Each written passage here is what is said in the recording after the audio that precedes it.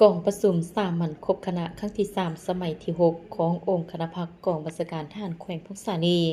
วันที่6สิงหาคม2026นี้องค์คณะพักกองบัญชาการทหารแขวงพงษานีได้ดำเนินกองประสุมสามัญครบคณะครั้งที่3สมัยที่6อยู่ที่ห้องประสุมชั้น1ของกองบัญชาการทหารแขวงโดยการเป็นประธานของสหายผลจัตวาเสียงเพ่งวรวงศ์กรรมการพรรคแขวงเลขาคณะพรรคหัวหน้าการเมืองกองบัญชาการทหารแขวงพงษานีรองประธานคณะกรรมการป้องกันศาสตร์ป้องกันความสงบแขวงผู้ประจำการสหายพันเอกวิไลแผงสมเฮืองรองเลขาคณะพรรคหัวหน้าการทหารคณะกรรมการป้องกันศาสตร์ป้องกันความสงบแขวงมีคณะพักกองบัญชาการทหารแขวงรองการคณะกรรมการป้องกันศาสตร์ป้องกันความสงบแขวงคณะจัดตั้งแขวงคณะกวดกาพรรครัฐแขวงและแผนกการที่เกี่ยวข้องเข้าร่วมในกองประสุมสหายผลจัตวาเสียงเพ่งวรวงศ์กรรมการพรรคแขวงเลขาคณะพรรคหัวหน้าการเมืองกองบัญชาการทหารแขวงรองประธานคณะกรรมการป้องกันศาสตร์ป้องกันความสงบแขวง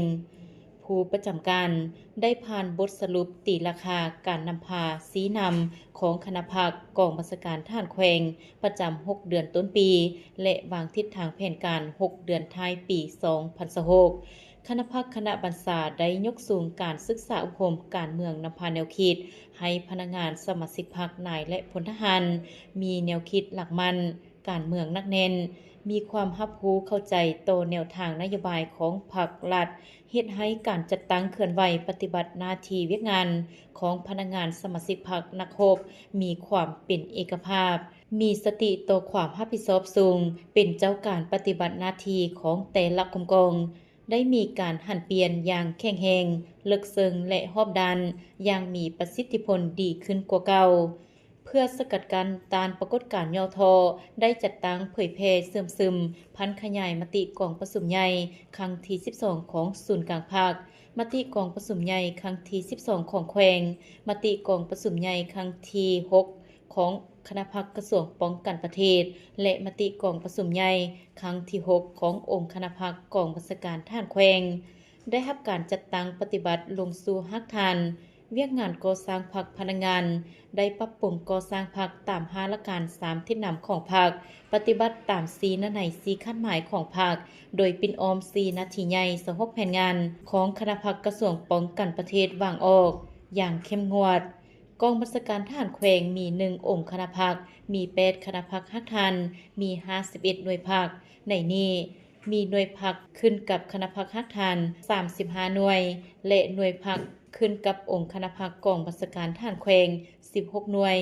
เวียกงานร่วมมือกับต่างประเทศได้พัวพันร่วมมือกับประเทศที่มีสายแดนติดจอดกันคือสสเวียดนามและสปจีนในการพบปะแลกเปลี่ยนบทเรียนได้หลายด้านเพื่อประสานสมทบแลกเปลี่ยนข้อมูลข่าวสารช่วยเหลือซึ่งกันและกันในวาระกองประชุมผู้แทนกองประชุมยังได้พัดเปลี่ยนกันประกอบคำคิดคำเห็นใส่บทสรุปและวางทิศทางแผนการต่อหน้าอย่างกงไปกงมาภาวะวิสัยเพื่อเฮ็ดให้บทสรุปมีเนื้อในครบถ้วนและสมบูรณ์ในกองประชุมสหายผลจัตวาเสียงเพ่งวรวงศ์กรรมการพรรคแขวงเลขาคณะพรรครองประธานคณะกรรมการป้องกันศาสตร์ป้องกันความสงบแขวงผู้ประจำการได้ผ่านมติรับรองเอาบทสรุป6เดือนต้นปีและทิศทางแผนการ6เดือนท้ายปี2026ที่จะต้องได้สืบต่อจัดตั้งปฏิบัติให้มีผลสำเร็จเป็นก้าวในกองประชุมที่มีความหมายความสำคัญดังกล่าวสหายพลตรีสมพรมิตรพรกรรมการศูนย์กลางพรรคเลขาพรรคแขวงประธานสภาประชาชนแขวงพงษาลีได้โอลมซึ่งก่อนอื่นสหายได้แสดงความย่องหย่อสมเสยต่อมรรคผลในการนำพาบรรษาสีนำที่มีผลงานและไสยชนะของคณะพรรคคณะบรรษาในระยะผ่านมาพร้อมทั้งเรียกร้องให้คณะพรรคคณะบรรษาและผู้แทนกองประชุมจงยกสูงความรับผิดชอบต่อหน้าที่เวียกงานของตนต้องได้กำแน่นแนวทางนโยบายของพรรคปฏิบัติตาม4นัย4ขั้นหมายของพรรคและปินออม4นาทีใหญ่26แผนงานของคณะพรรคกระทรวงป้องกันประเทศวางออกจัดตั้งปฏิบัติระบอบประจำการเกี่ยมพร้อมสุรบอยู่ใน3ภาวะเป็นปกติในแต่ละระยะของบรรดากองให้เข้มงวด เพิ่มทวีความสามัคคีภายในพรรคและเสริมขยายมูลเสื้ออันดีงามของกองทัพกำเน้นมติกองประชุมครั้งนี้เพื่อพร้อมกันนำไปจัดตั้งพันขยายให้ทั่วถึงและปรากฏผลเป็นจริงเพื่อสืบต่อกะเกียมกองประชุมใหญ่ของคณะพรรคฮักทันให้สำเร็จตามคาดหมายที่วางไว้กองประชุมดังกล่าวได้ดำเนินไปเป็นเวลา1 วันเต็มและอัดลงด้วยผลสำเร็จอย่างจบงาม